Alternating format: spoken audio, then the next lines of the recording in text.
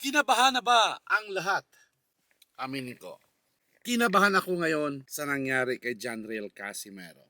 Although si Janriel Casimero ay nakasmile, pero sa mga fans ni Janriel Casimero, malamang sa malamang, kinakabahan din sila. Kasama na ako doon. Pero this video is about bakit ba sumablay ang timbang ni Janriel Casimero. Alam mo, sa totoo lang, kinabahan ako. Meron akong kutob na hindi maganda na nangyari ito kay Janriel Casimero. Itong hindi pagkuha ng timbang o tamang timbang ni Janriel Casimero, masabi ko ay walang nagawang mali si Janriel Casimero. Meron lang mga pangyayari na talagang nagdiin sa kanya.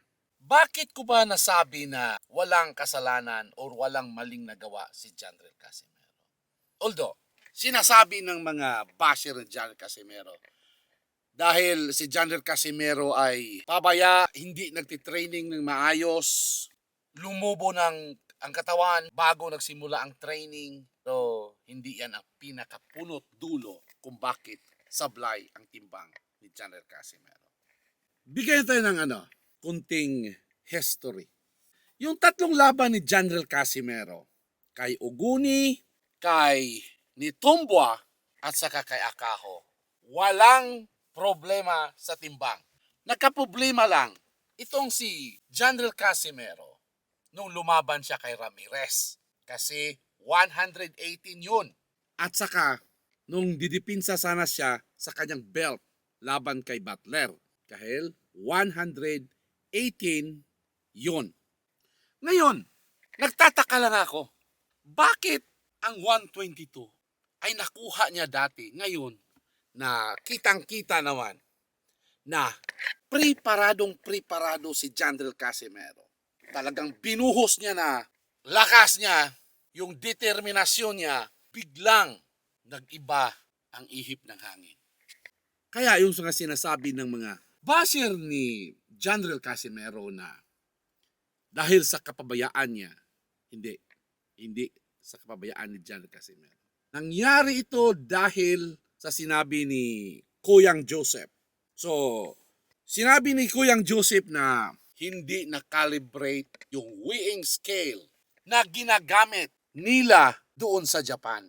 So, ngayon, masabi natin na yung hindi tama na calibration, may kaba ako doon. Masama yung kutob ko. Masama ang kutob ko dyan. Sana mali yung kutob ko.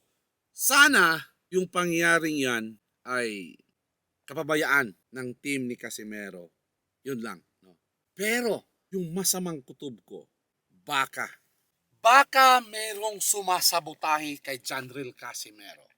Kung meron man, malamang hindi yung kapatid na si Jason. Baka isa sa mga nakasama nila sa training. Or baka merong tao na nakapuslit na pilit sabotahe yung weighing scale. Pwede. No? So, dalawang bagay.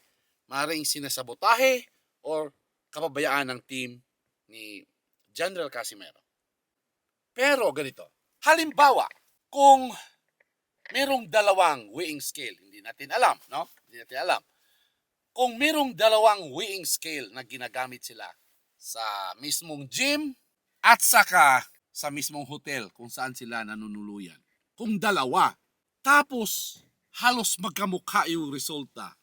Tapos, pag ikumpara mo doon sa official weighing scale, ay sumusubra. Masama ang kutob ko. Baka merong sumasabotahe kay Janriel Casimero. So, speculation ko lang yan ha.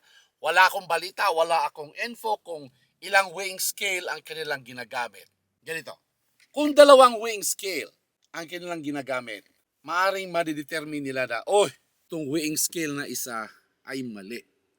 Yung isa, medyo mababa, yung isa mataas. So, ma-figure out nila na, mali itong isa. Pero kung dalawa nga, tapos magkamukha yung timbang ni Casimero doon, at pagdating doon sa official weighing scale, ay sumusubra ng 1 kilo. Sama. Ang sama ng kutob ko. Pero ganun pa man, Sa nangyari kay Jandel Casimero, sana magawa ng paraan. Sana ma-knock-out niya itong si Saul Sanchez. Sana Champ Casimero, ibigay mong tapang mo, dugong mandirigma para pag na-knockout mo si Sanchez. Lusaw ang mga cashier mo.